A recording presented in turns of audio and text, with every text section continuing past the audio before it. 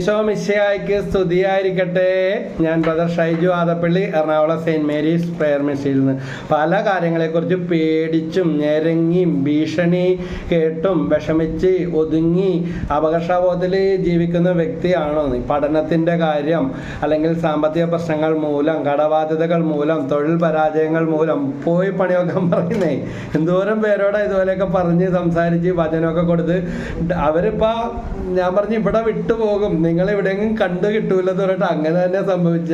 അവർ പറഞ്ഞ അയ്യോ മരിച്ചാലും പോകൂല ബ്രദറെ, ആരെല്ലാം പോയാലും പോകൂല എന്ന് പറഞ്ഞാൽ അവർ എത്തണേൻ്റെ അപ്പുറത്ത് ദൈവം എത്തിച്ച് കർത്താവ് എത്തിക്കും. ദൈവത്തിൻ്റെ വചനം അതാണ്, ഒന്ന് കണ്ടുവിട്ടാൻ പോലും സാധിക്കുന്നില്ല. യെശയ്യാപ്രവചനം 54:14-17 നീതിയിൽ നീ സുസ്ഥാപിതയാകും, മർദ്ദനഭീതി നിന്നെ തീണ്ടുകയില്ല, ഭീകരത നിന്നെ സമീപിക്കുകയില്ല, നിന്നോട് കലഹിക്കുന്നവർ നീ മൂലം നിലം പതിക്കും. കർത്താവ് അരുളിച്ചെയ്യുന്നു, നിന്നെ ഉപദ്രവിക്കാൻ ഉണ്ടാക്കിയ ഒരു ആയുധവും ഫലപ്രദമാകുകയില്ല, നിനക്കെതിരെ വിധി പ്രസ്താവിക്കുന്ന എല്ലാ നാവുകളെയും നീ ഖണ്ഡിക്കും. കർത്താവിൻ്റെ ദാസരുടെ പൈതൃകവും എൻ്റെ നീതി നടത്തലുമാണ്. അതാണ് ദൈവത്തിൻ്റെ ശക്തി, power of the god anointing. കർത്താവിൻ്റെ ദാസരുടെ പൈതൃകം, പാരമ്പര്യക്കെട്ടും അശുദ്ധിയും പൂർവ്വഘടവും ശാപവും പൈശാചികയുടെ എല്ലാം നിർവീര്യമായി പോകും. ബിക്കോസ് പ്രയർ ഈസ് ഒമിനിപൊട്ടന്റ്, സർവം പ്രദാനം ചെയ്യും. അതുകൊണ്ട് ഈ വചനം വെച്ചൊന്ന് പ്രാർത്ഥിച്ചാൽ നിങ്ങളുടെ ജീവിതം മാറി മറിയും, സാക്ഷ്യപ്പെടുത്താൻ പറ്റും. യെശയ്യാ 54:14-17 വരെ എന്താണ്?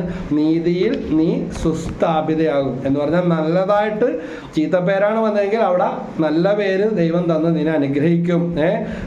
നിന്റെ മാനവും അഭിമാനവും ദൈവം ഉയർത്തും. മർദ്ദന ഭീതി നിന്നെ തീണ്ടുകയില്ല. ചിലതിനെയൊക്കെ നീ പേടിച്ചുകൊണ്ട്, അല്ലെങ്കിൽ രോഗിയാണ് ചിലരെയൊക്കെ പേടിക്കുന്നുണ്ടെങ്കിൽ, കടക്കാരെ പേടിക്കുന്നുണ്ടെങ്കിൽ ദൈവം നിന്നെ ഉയർത്താനായിട്ട് പോവുകയാണ്. നിന്നെ അത് തീണ്ടുകയില്ല, ഭീകരത നിന്നെ സമീപിക്കുകയില്ല. ഇനി നിന്റെ പിടിവിട്ടുള്ള അതിൻ്റെ അപ്പുറത്തെ സംഗതിയാണെങ്കിലും നിന്റെ അരികെ കൂടെ പോലും പോകാൻ ദൈവം അനുവദിക്കുകയില്ല.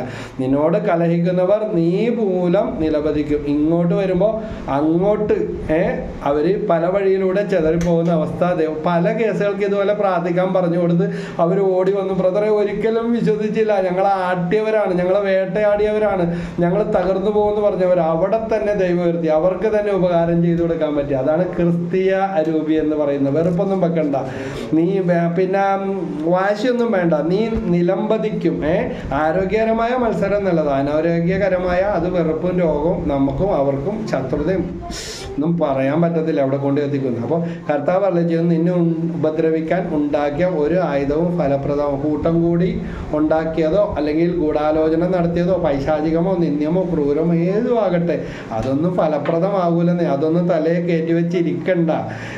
നിനക്കെതിരെ വിധി പ്രസ്താവിക്കുന്ന എല്ലാ നാവുകളെയും നീ ഖണ്ഡിക്കുക. അതായത് ചിലർ പറയും നിനക്ക് കിട്ടാൻ പോകുന്നില്ല, എന്ത് ചെയ്തിട്ടും കാര്യമില്ല, വെറുതെ സമയം കളയേണ്ട മോനെ, സമയം കളയേണ്ട മോളെ എന്നൊക്കെ പറയും.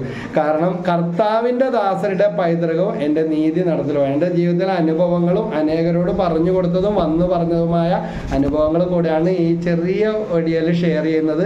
നമ്മുടെ 800ാമത്തെ വീഡിയോയാണ് ഇത്. ദൈവത്തിന് നന്ദി, ഇത്രയും ചെയ്യാൻ കൃപ തന്നതിനും ഈ അനുഗ്രഹത്തിനും ഈ വാക്കുകൾക്കും ഈ വചനത്തിനും. 800ാമത്തെ എപ്പിസോഡാണ് ഇത്. ഈ സുവിശേഷ വേലയിൽ നിങ്ങൾ ഒത്തുചേരുകയും പ്രാർത്ഥിക്കുകയും ചെയ്യുന്നതിന് പ്രത്യേകം നന്ദി. ഈ വചനം കിട്ടാത്ത മറ്റനേകർക്കും എത്തിച്ചു കൊടുക്കുക, അവർക്കും ചാർജ് ഉണ്ടാകട്ടെ. ദൈവകൃപ നിറയട്ടെ. ദൈവം എല്ലാവരും അനുഗ്രഹിക്കട്ടെ.